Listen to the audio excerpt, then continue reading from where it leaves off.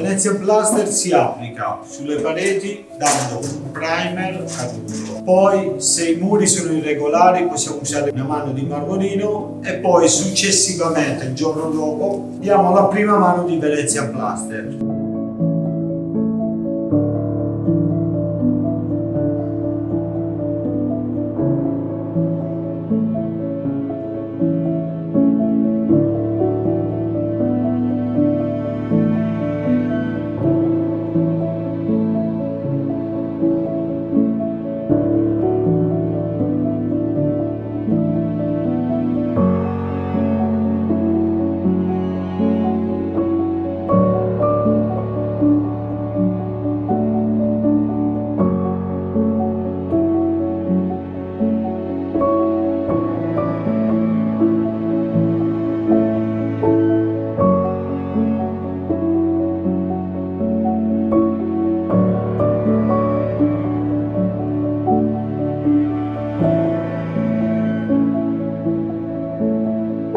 Attendiamo dalle 8 ore fino a 10 ore per l'altra mano. Dopodiché diamo la seconda mano una volta che è asciutto bene il fondo.